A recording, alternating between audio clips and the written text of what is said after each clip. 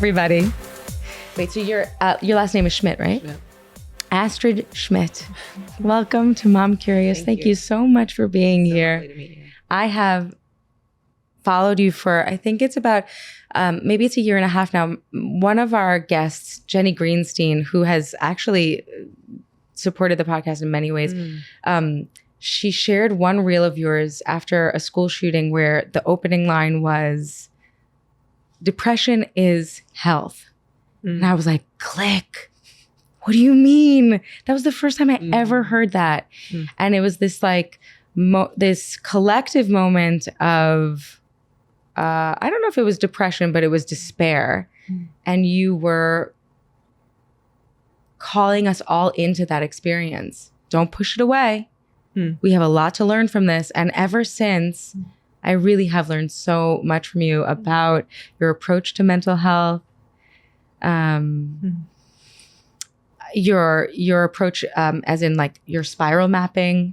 I'd love for you to tell us more about that.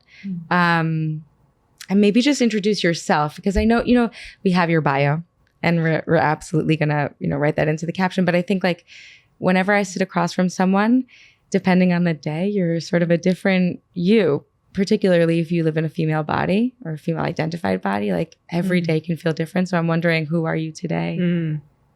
Yeah. Wonderful. Thank you so much for having me. And I mean, my background is I'm a clinical social worker. I've been a social worker my whole career, almost 20 years, and a psychotherapist, but for 17 years. But I'm sort of like, I don't really attached to the label. I feel like more of an artist or a guide or a facilitator. Someone who, facilitator, And so just privileged to work with people and interested, really fascinated by people. Just feel really lucky to be able to do this work and be excited about it still. Yeah. You work one-on-one, but you also have a workbook and an approach called spiral mapping. Can you tell us a little bit about what that is like? What your approach to mental wellness is? Is that what you would call it? Yeah, mental wellness, mental health. So I work primarily over my career with individuals. I've also held groups. I'm interested in creating more offerings that will make the work more available. But spiral mapping is my creative healing method that was basically sort of came to me as a distillation of 17 years of like sitting with people and being like, what works and what doesn't work? And like, what is it that actually creates traction for healing versus when we're just sort of like spinning our wheels? And I think it's like some part of my personality that's like, I don't know if it's impatient. I'm just not interested if things aren't like moving. And I'm interested in like helping people get where they're trying to go. Yeah. So it's not like passive. It's not just like active listening, and there's total value to talk therapy. And is there? I mean, so they say. I mean, to a degree, maybe that's like your foot in the door. Sure. Like talk therapy. Okay, fine. I think that actually it does require a lot of bravery for some people. It does. Yeah. Yeah, for sure. And so, I'm sort of like a maniac about like getting people where they're trying to go. But also at the same time, there's like this paradox of like, you're already good. You're already whole. There's nothing actually that needs to change. So it's just interesting. But I think people come to me for transformation and they're interested in, they're interested in evolving. So spiral mapping is this idea of like how to be oriented around our healing work in a way that I think most people aren't, especially in like the clinical mental health model. It's sort of like we're sort of educated by the culture to be to label and identify with our diagnoses, or to say like this is my issue, these are my symptoms, and how to manage it and how to sort of help yourself to live your best life anyway, or I don't know. But I think it's helpful to be oriented for me, or this is just how I think about healing work. I'm actually wearing a ton of spirals. Yeah. It's beautiful. I'm a spiral maniac, but so the spiral basically is there's like 4 phases of the spiral. The ascent or the peak. I'm gonna go see if I got this right. The peak is where we're in the part of ourselves that knows who we are. We're in our depth. We're in our grace. We've integrated all the teachings. We are ascended masters, and then it's just a real juicy sort of elevated part of our person. And then life will trigger us, or we will trigger ourselves, and we'll sort of descend and kind of like take a turn on the spiral. Yeah. And then we'll oftentimes hit the bottom of the spiral, which is like a period of contraction where we're taken in, like where it feels like life is like crunching down on you or squeezing down on you, or it becomes like a vice, and you're confronted in that time with your core material, which is like whatever it is that we came into childhood to experience. It's like our core curriculum. And those sort of core themes are going to be activated, and it's going to feel like mythological proportions. Usually when we're at the bottom, we forget what we know. The ascended master has left the building. We don't remember. We're like, what? This sucks. We're in victim. Yeah. All right? those self-help books you read, just like, I don't remember anything. window. I forgot all the epiphany, right? It's like everything is sort of like lost.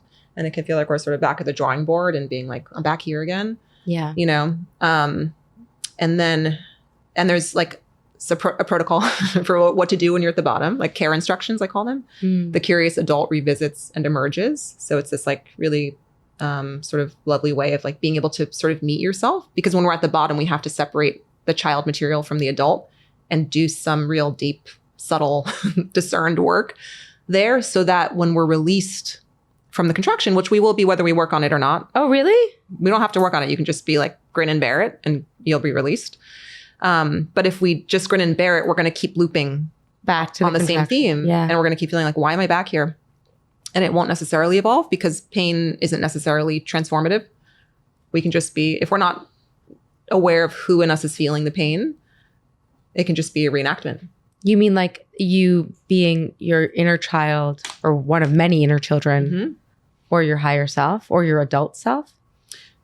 Who in you? What do you mean? Yeah, by like there's different parts, right? And so it's like whoever's present in us. It matters a lot, like who's doing the feeling. And we have to be in relationship to the part that's doing the feeling for there to be like, to move the needle, to reshape the iron that gets heated up in the contraction. Yeah. Because if we're just in child and in victim, it's not going to move, right? We're here to like transcend our consciousness. We're here to like evolve. So we need to bring higher consciousness in the wound. So anyway, then you are released either way. And then there's a period of integration where it can feel like suddenly you just feel better. And, but what's interesting is if you do this work at the bottom of the spiral, where you're able to meet your child's self in the truth, small t, truth of what they experienced, but recognize that it's not ultimately true. Not those mythological proportions, Right. are not the ultimate truth. Right, which is really true. I mean, this is such high level work because it's so tricky. Because usually when we're triggered, it feels like, look at my bank account. Look at my relationship. Right, There's right. evidence that's what's going on. And there is evidence. There is. It's true. Yeah.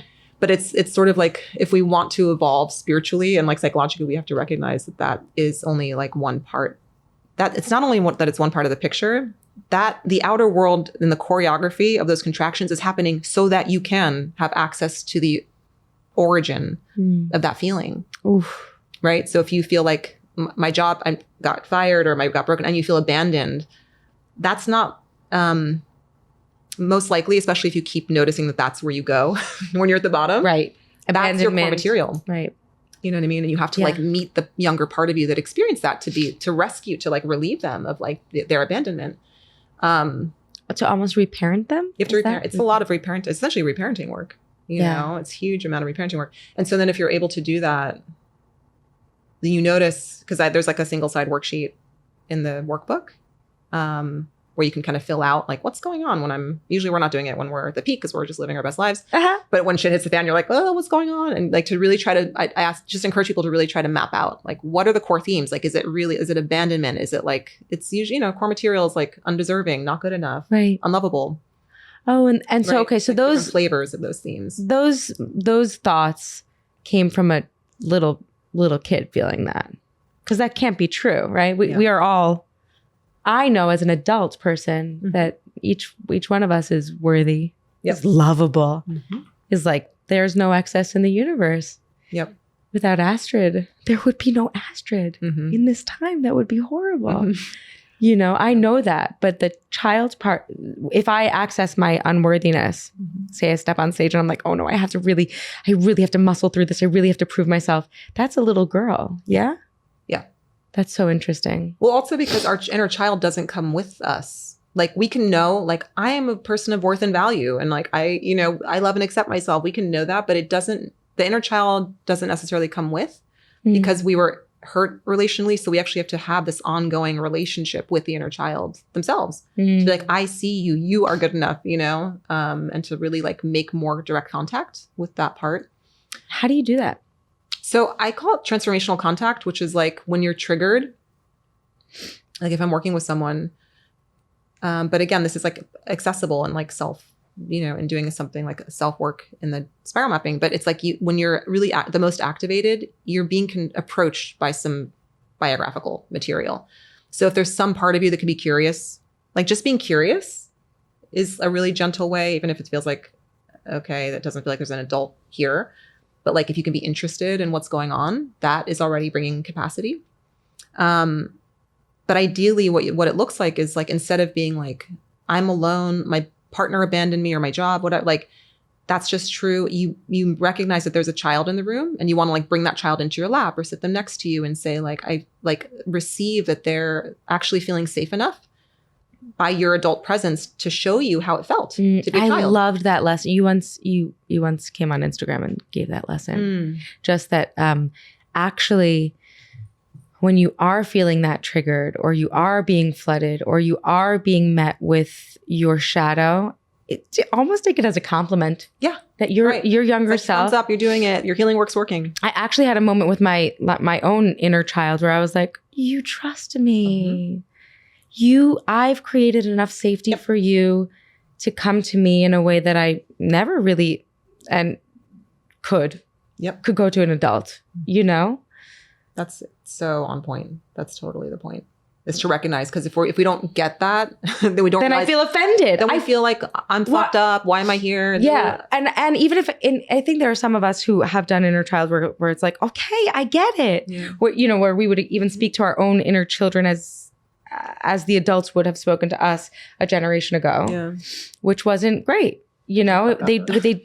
I can give a lot of passes, but if we could be honest, like it wasn't great to just say, okay, I get it. Yeah. Okay, be quiet.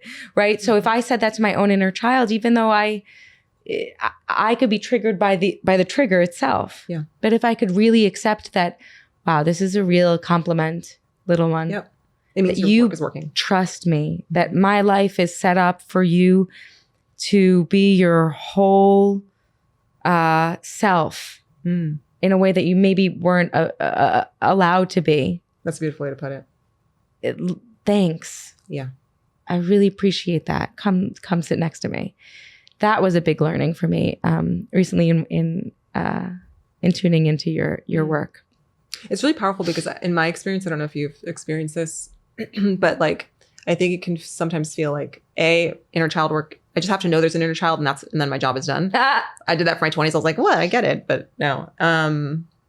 Versus being like feeling sort of burdened by the inner child. Like, oh, Jesus, Lord, like there's so much pain here. Like, oh God, like, and feeling like it's like laborious.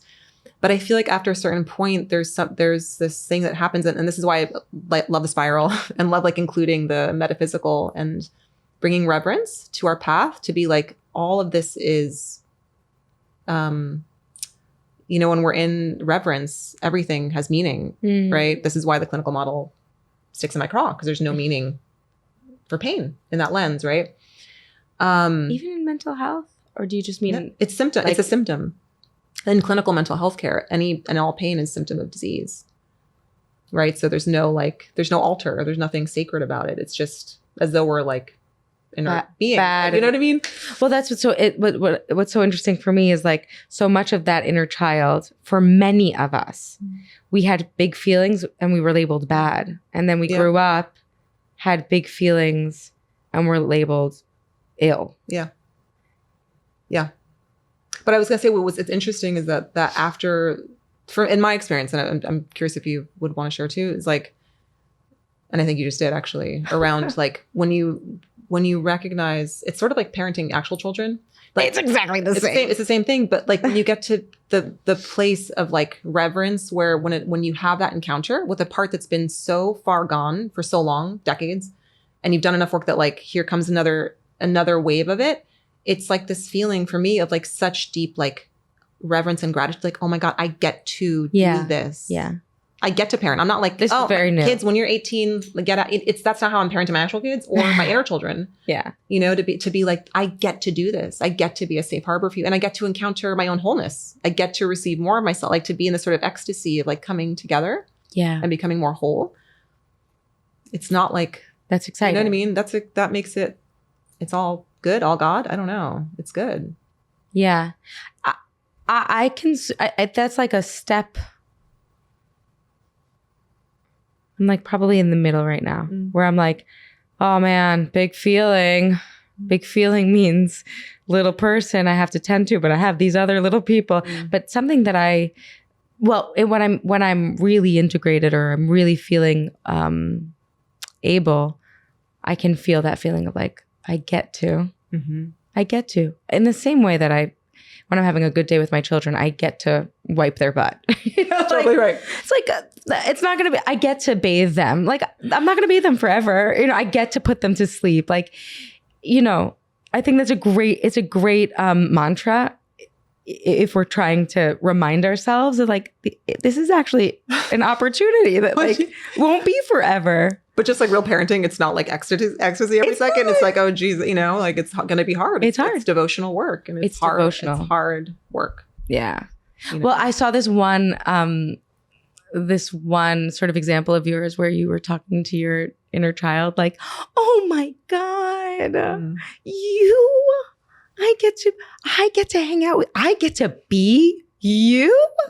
And like, I think the message was, if you're not talking to your inner child this way, like there's still more healing work to do. And when I first saw it, I giggled, but I also was like, I don't know. But I tried it walking down the street and she's like really into it. And it makes it a lot easier to be kind to my own children. Yeah. Because it really soothes the nervous system. And like, if I'm not kind to my own inner child, it's really hard to be in grace with my actual children because there's a part of me left behind. Yeah. If we can't extend that to that part of ourselves, it's going to be hard to accept it in that part in them. Yeah. Right. If we judge that part in ourselves, we're going to judge it in them. Yeah. Just being children, loud.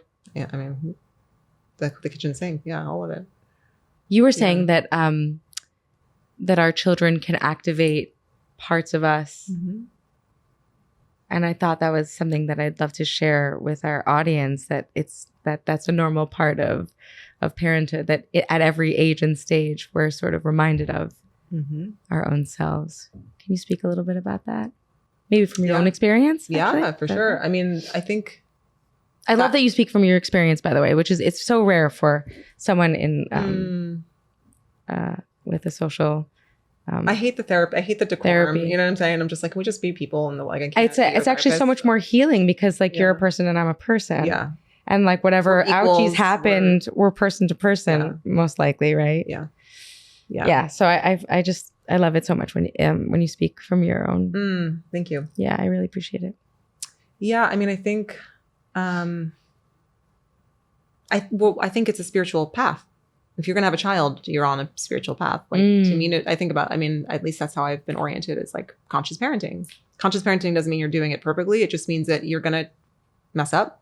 You're gonna hurt your kids. One of my teachers, Jarlin, would say like we hurt our children and we help them. We help them and we hurt them. Like it's a razor's edge. Like there's no getting around that. Really, I hate that. I know. It's it's just reality. Huh? It's reality. We're in contract to help them and hurt them. And if we're conscious, we're going to be willing to look at what that was. That part of me that I know isn't like my deepest maternal like self, the highest vision of my mothering, right? It's just like being willing to look and not like lash ourselves for having come out of integrity or like yelled or done whatever we're doing with our kids. It doesn't help them in the end. Even if we'd lashed ourselves, like that only solidifies it that it will continue. Yeah. Because nothing changes until we love it. Nothing changes until we separate from it and love it. Love ourselves. Because if we judge ourselves for being like, why did I do that? I'm such a bad mom. Like they deserve better. Whatever I've come through a lot of predatory stuff in my mothering. It doesn't go away. It doesn't work.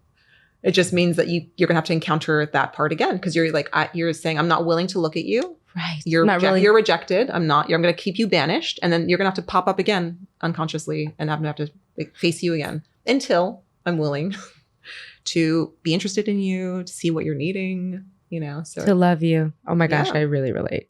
yeah. Yeah. Yeah. So I feel like mothering is just such a deep spiritual path. I feel like we're in deep contract with our kids. And I feel like, you know, for my youngest, it's different, you know, like that was a particular experience because she brought this postpartum awakening.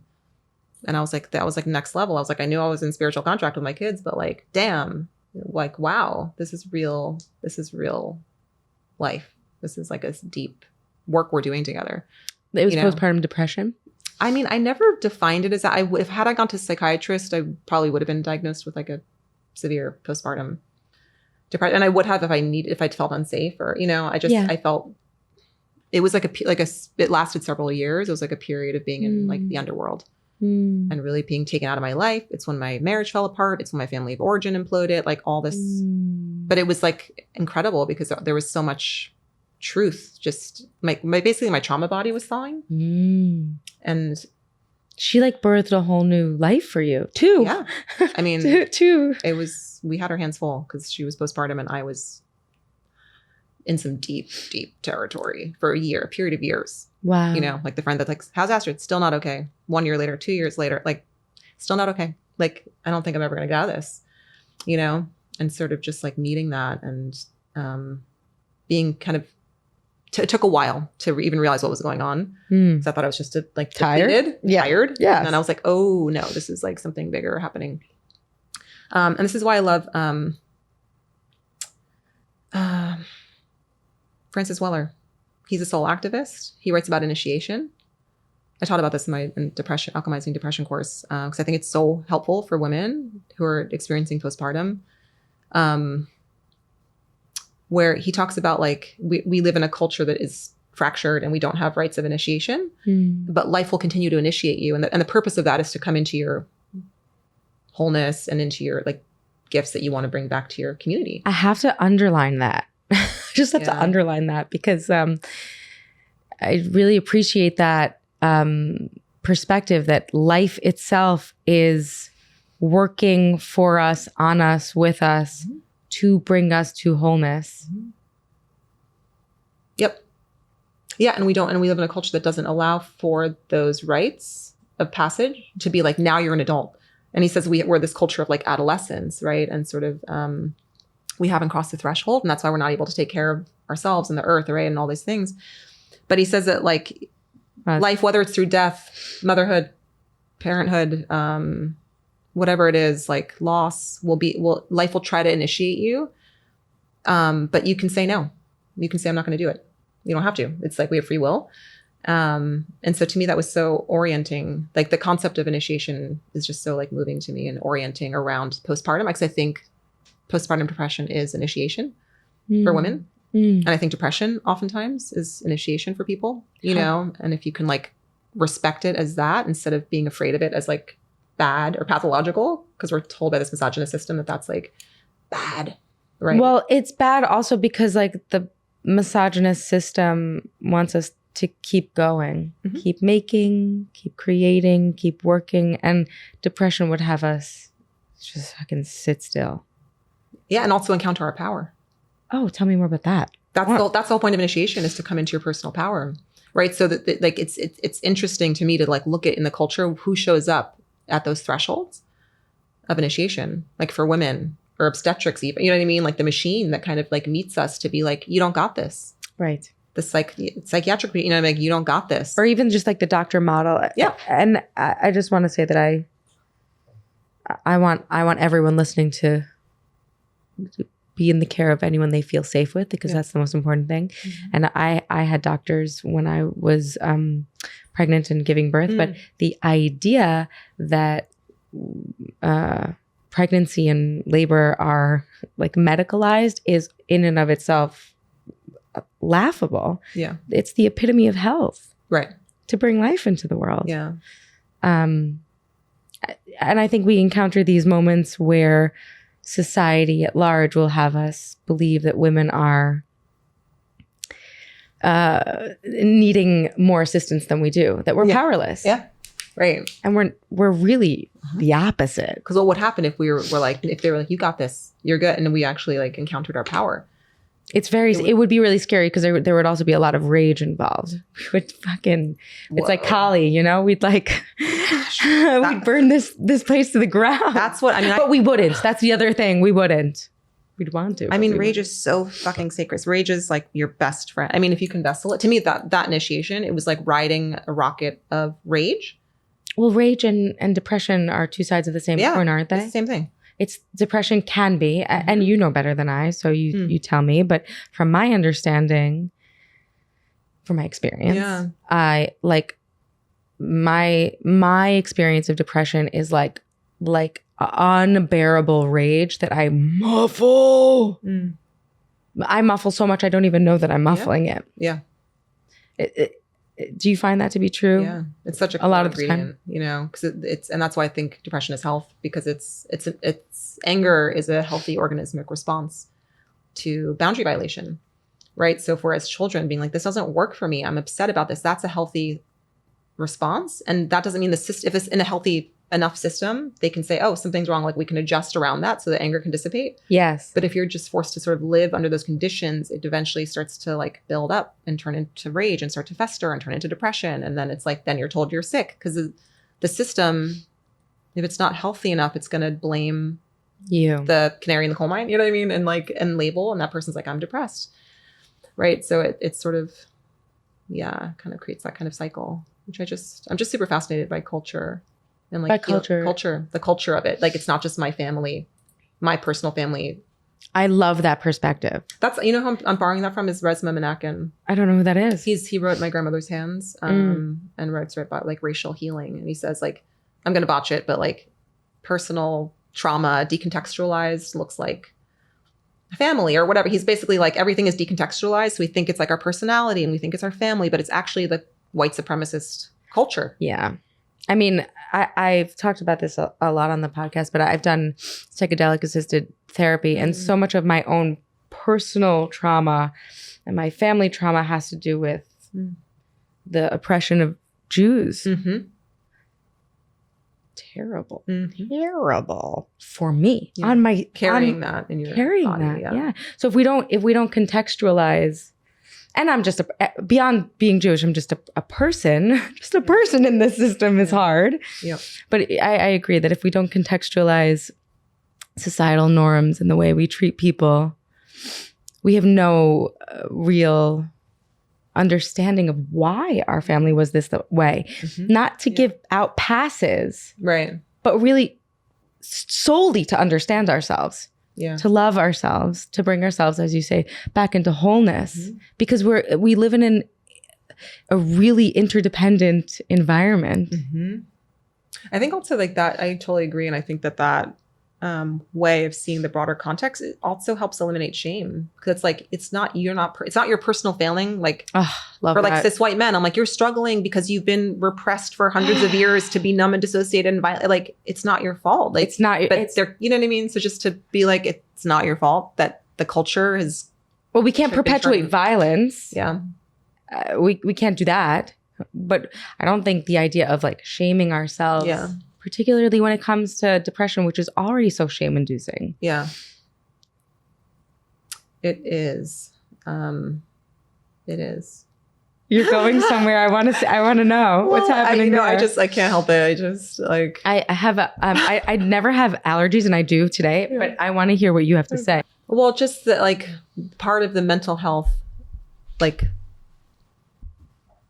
the clinical culture response to mental health thing is like, and I don't think there should be any stigma around people seeking clinical care at all. You know, I don't think that's right. And healing depression is wrong, or treating it differently, you know, is like holistically is wrong. But from within the clinical model, there's this idea of like destigmatize it. It should be destigmatized. It shouldn't be shame around having a diagnosis. Yeah. Oh, I understand. You know what I'm saying? So it's like, to me, I don't know if that's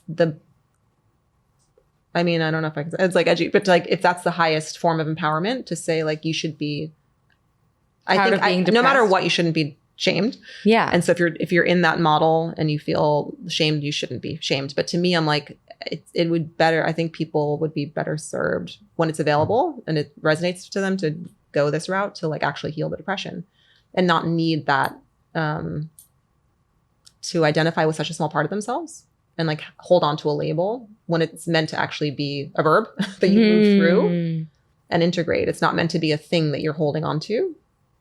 And actually, when you approach it that way, it freezes all that sort of directionality that it wants to bring you into some different place inside of yourself. It kind of like can pump the brakes on that. I find the way that you talk about depression to be very loving, without being like kind of like mushy about it. Actually, you're like you're pretty firm. You're like, but and the reason why that sort of is important is because I think people can be doubly wounded by the feeling itself and by the pain of the admission of it. It can be like, it's like ouch on ouch on ouch. When we don't have to put layer on top of layer, we could just say, wow, this is heavy right now. Something's here. Something's here. Before you label it. And like, to me, the sort of issue with psychiatry sometimes is that it's like a conversation stopper. It's sort of like thwarts our imagination around like, well, what is this?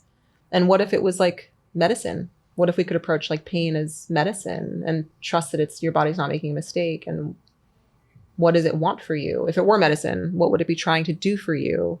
You know, to have a signal that's getting your attention in that way. And again, I tend to attract folks that are like, have either been in that model for a long time. And for some people, this works great. The medical model, especially short-term medication, meeting the crisis with support. I'm totally for, not just like being, you know, crawling on your knees through something like that you don't feel supported to do. So I think it has its place and it's a tool that's available. But like I noticed in my own practice, something that I found really fascinating around like the people that had the most intractable depression seemed to be the ones that were most exposed to the clinical model. And the solution in that model is more medication. You switch it or you raise it, right? Or you add a medication, raise the dosage, or right? There's no, that's the sort of toolkit. Yeah. And the sort of like density that comes with like identifying as like, I've been depressed for 20 years. I've been on depression medication for 20 years. Like, to me, I'm like, that's not depression. That is culture. That's the culture. I call it the fog. That's the thing that comes and like kind of disorients us and says, you're sick. And we're like, I'm sick. But if we didn't do that and we were just like, oh, something's here. Like, hello. Like, oh, there's and I a lot care going on. about you. And I care about you. You're stopping dead in your tracks. The thing is about like the idea of something is here and I care about you and let's slow down. I mean, if we think about ourselves as children, who ever said that, you know, really? Yeah. And I think that also had a lot to do with the societal demand on making money and producing and all of that. So, you know, of course we would pump our people full of drugs. Like, you know, what's the thing on Dunkin' Donuts? Like America runs. America runs on Dunkin', right? Like we're caffeinated. We're literally running from place to place. And if your internal signals are saying, I need a second. Yeah. The culture says keep going, right? Like the culture says keep going. Just like floor it. I'm not actually judging anyone for taking medication by any stretch of the imagination. I'm just offering this and as my own experience that there's a lot to work with. The most practical piece that I always talk about in my work, that again, it's not either or, it's like, how do we kind of enhance what's already being offered so people have more options? But we're not taught, to your point, we're not taught like slow down or like you have the capacity to be with whatever it is that you're holding. How do we build the inner resources to say like, to not be afraid of any feeling, to really like, because that's to me, the gift of depression. It asks us to go deeper into ourselves. Because when we're in child consciousness, we're like, get me out of here. I can't do this. But when we're in our depth, people don't have no idea how much resource they have inside of themselves. They have that's the thing that is it's just sort of blowing my mind in recent years. Like people don't recognize how much power they have and how much capacity because they're connected to their depth. They have this part of themselves that's like their depth, that's indestructible, that's curious, that can handle anything. We came to be able to handle our bodies, right? And like whatever it is that we're feeling. Yeah. That doesn't mean we can't have supports, but the psychiatry in that model sort of doesn't give us a chance to practice working muscles of deepening ourselves, of being like, how do I bear this? How do I sit with this? And especially if I approach it as reverent, as medicine, as information, it's going to deepen us. It's going to it's going to bring us into our adult selves. And that's the gift of it. It's saying you can do this. You can bear more than you think you can. Is that what happened with you? Yeah. Can you tell me about that? I mean, I thought I had done some work before I hit You 38. had. Come on. You know what I mean? I think it all prepared me to meet that, you know, sort of what the initiation that approached me. But it's really helpful to encounter your own power and to feel like there's nothing I can't feel. I can't not feel. Right? There's nothing that's bigger than me because I'm always connected to the part of me. And this helped me find the part of me that's actually bigger than my trauma, that's bigger than the things that happened to me. And that's true. But most of us feel like our trauma is the biggest thing. It's really just like one pixel of our experience. It's like actually a really small part. Oh my God. Tell me more about that, please. Yeah, it's a really small part of our experience. But we're, again, like the culture conditions us to feel like depression is this big, scary, bad thing that you have and it's bigger than you and you just have to live with it kind of thing. You know what I mean? Like depression, I'm using sort of like as a blanket term for like pain. Oh yeah. Managing pain. Could be anxiety, right? Could be just a feeling of just feeling like I can't hit the feeling of like there's something big and uncomfortable happening and I don't know what to do with it, or it's bad that it's here. But again, to me, the work is very like practical. It's about like teaching skills of capacity that you can learn. It's not like it's just for some people. You can actually like learn how to root down into the deepest part of you. And when you're in that anchor, you're not afraid of the feeling because you can relate to the part of you that's afraid, that feels like huge, right? Going back to like spiral mapping and like when we're in our core material and the child was unresourced and felt out of control and felt like this is too much because it was. But our depth, our essence is like a whole other ball of wax. You know what I'm saying? Like that, it's like infinitely bigger than that's the God stuff. Yeah. That's part of what we are. I mean, to me, I'm metaphysically, I feel like we're metaphysical beings, right? And so it's not just our human wound. Right. That makes a lot more sense. That like perspective around even our biographies, let alone our traumas, right? Even our biographies are a small part of who we are. It ends up just being a dream. It's like it was a dream. Oh, really? You know, to me, it feels like that now. It was like, oh, I remember that. That was like a scary dream for a lot of it, you know, and being like, oh, I'm so glad it's over. Wow. You know, like just the way that we get to me, I feel like the transformation piece of this work is like, and our souls want to transform. We came to like not be the same, just come here and be like stuck. I mean, every story ever told has like the hero going through a journey, an arc. Mm-hmm. But yeah, we get to reincarnate within one lifetime, maybe more than once, you know. And that to me is depression. That's like the birth canal. That's like the birth pain, the disorientation. Like I'm dying, and it's like no, you're being born. You're birthing yourself, and birth is messy. Birth is overwhelming. Birth is scary. You think you can't do it. You think, but it's because you're getting stretched larger. Right. Or like, and something is dying, you know, something is like shedding, something isn't going to be the same as it was before, you know, and all that is just so deeply reverent. And that's to me is like the biggest message of spiral mapping is I want people to like, not be like, oh, I have to manage my symptoms, but to be like, oh my God, I get to walk this earth as a human and I'm here to do some really deep sacred work. And all of it is so beautiful and reverent. Our pain, our joy, all of it together is how we encounter our wholeness, you know, and gathering up these parts of ourselves to feel more of that ecstasy of our own wholeness by retrieving these disowned parts that we had to reject when we were younger, you know, and just that sort of like homecoming. Then it's like, then pain becomes exquisite, you know, then it's not this thing that's like bad, that it is bad for at a certain level of consciousness. But it was bad sometimes to the adult in the room, right? To the teacher. There are some people who were hit for, you know, Yeah, right. for crying. Yep. You know, Yep. that was bad for them. That was their problem Yeah. that they Yep. put on someone else. It's not, we don't have to carry that around anymore, you know? You did mention something that I thought was so important and like vital for this conversation before we came on, which was that you believe that this time in history is perhaps like the time, or maybe the first time, where we have the capacity to integrate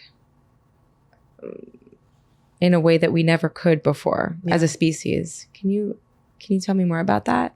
Yeah, it feels like even one generation ago, like our parents were like, I mean, in my experience, they did what they could. I think every generation did better maybe than the prior, but it feels like this is the first time where there's like a critical mass, like there's something forming where we have enough safety in this part of the world, and like in certain parts of the world to like be, and in this country to like start to metabolize and meet the legacy that we've inherited, this like violent legacy of slavery and oppression and what, you know, so, and I really genocide. I really know. Right. Yeah. You know, so to like actually be able to be like, it's gonna stop here. Right. And being able to have that. I feel that so deeply when I speak to mothers. And I know for my husband, he's also doing his work, but I get to sit here and talk to you. Like, how lucky am I that there are so many people who would consider themselves cycle breakers? Yeah. It's really amazing. Yeah. You know, before we came on, I also asked you, like, how do we do it? Like, we don't have any models. Ugh. But we're doing it. Yeah, and we're doing it. I think there's a lot of like deep work happening right now and like awakening. And I think younger generations are just coming in like probably in a totally different frequency, you know? So I think it's interesting, but also just trusting that like we're here now in this very like imperfect world too. To me, there's also like, I don't know, just deep trust and like coming in this moment to do that. And it does feel like lucky to be able to be like, wow, it gets to be so much better than it did for, oh my God, so much better. Our ancestors, right? And oh my God, for our ancestors, me and you, babe, so much better. Yeah. So much better. And for our kids. Yeah. Yep. To like let consciousness evolve instead of just like pass the toolkit of dissociation and numbing, you know, like, but to be like, no, we're not going to keep doing that. That's not been working. And it's not fun. I mean, when you talk about the opposite of dissociation and numbing, which is to embody oneself, one experience, all of your feelings. That's juicy stuff. That's what we came to do. And we're very privileged to live in a part of the world where we have access to like, be able to live to be whole people. Yes. You know, without worrying, you know, fearing for basic needs most of it, you know? So I just think it's an interesting moment to be alive and like lucky to appreciate who we're able to be. As we wrap up, I'm wondering if there's any like parting words maybe you have for someone who is in the throes of their initiation, as you call it, postpartum depression, or of a depressive or contracted moment, if you have some wisdom to impart. Yeah, I mean, I think just to trust the contractions, you know, to be interested in the contractions, to be like curious about where the pain points are that keep coming up, in a general sense, you know, but also with initiation, like if someone is in like deep territory, to be really sort of fascinated that they're there, you know, and to not be afraid, or to imagine like, what would it be like to not be afraid of this moment, but to be like, there's an to me, there's like a deep empowerment that comes when we're tapped to be brought into really difficult inner material, because it means that we have the capacity to meet it. Yeah. Right. And not everybody's tapped to do that work, you know, so to have, I always kind of say in my work, like, oh, rejoice. If you're tapped with depression, like rejoice. And people are like, oh my God, you know, because it's like, not that you should. They're like, but I can't, I literally can't shower. Rejoice. What do you mean? But to be like interested, like, in the possibility that there's medicine in where you're at, and it's not pathological, and it, you know, just to be sort of interested in like, wow, there's a lot of information here for me. And if we can, just like if it was a person, if instead of just being like, you're inert, you're bad, that wouldn't be a very interesting conversation. So to me, it's always like, what's the kind of conversation we want to have around what's going on, and that it's possible to expand a conversation, have a more extensive conversation, and you'll get different information if you approach what's happening, with more curiosity, which is hard to do when you're really struggling, or if you've been struggling a long time, to be like, what is this thing? Does that look like talking to yourself? Sometimes I like put my hand on my heart and I just like mumble, talk to myself, journal. Yeah, I think that the thing that's important is to be properly oriented. This is why, to me, spiral mapping is helpful as like a one tool of many that we have available to us at this day and age. Just to be oriented around this isn't bad. You're not sick. You're this is something for you to meet. And if you meet it, you're going to be grown and stretched by it. And how to help people not be afraid or because again, we're conditioned to be so afraid of our bodies. It's so oh no, this is and terrified, instead of being what can you do? Maybe it's bringing in support. I just feel like we need proper orientation to then know what to do to let that stuff cook, to let it have traction. Otherwise we're I don't know, sometimes it's throwing darts at a wall or something like that, or it's how to want to gather it all up. Yeah. Be really interested in almost as a person, this depression. To be who is visiting me? What is this persona? Gather all up, put it in front of you and be what business do you have with me? Who are you? I'm going to start to listen to you, because nothing goes away, right? It's that thing, that cliche of nothing's going to go away until you get the download of what it's trying to teach you. Yes, right? This is absolutely the case. Yeah. When you talk about that, I imagine someone listening to this and being well, I guess I'll have to be in the middle of the night. Just have to, because when you're depressed, you have these weird sleep cycles. I just imagine someone being well, I guess I'll just have to journal and talk to, and I don't know, be a detective around this visitor. Yeah. Whenever, wherever. Yep. You need to greet this persona, this information.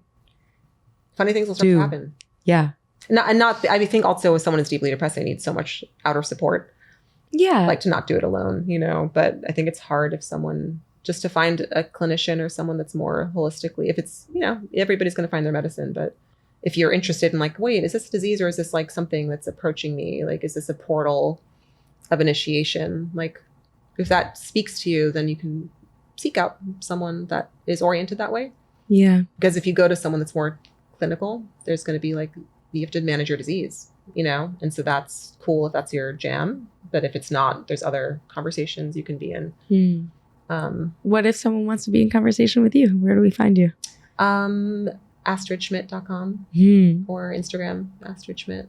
You can download my spiral map workbook. Not too quiet or else we can't hear you. Oh. AstridSchmidt.com or Astrid Schmidt on Instagram. And you can download a free spiral mapping workbook. It's a short distilled tool, resource for people that they can just download and keep on hand. So generous of you. Amazing of you. Yeah. Thank you so much. Thank you so much for having me. This is so great. Thank you, as always, for listening to the Mom Curious podcast. My name is Daniela Rabbani. I am your host, and I would love to continue this conversation at Daniela Rabbani on Instagram. And if you'd be so kind to rate and review, share this podcast, I would be just really grateful. Catch you next time, every Tuesday on the Mom Curious podcast, produced by Hoff Studios. You can find them at Hoff Studios on Instagram as well. All right, have a great day.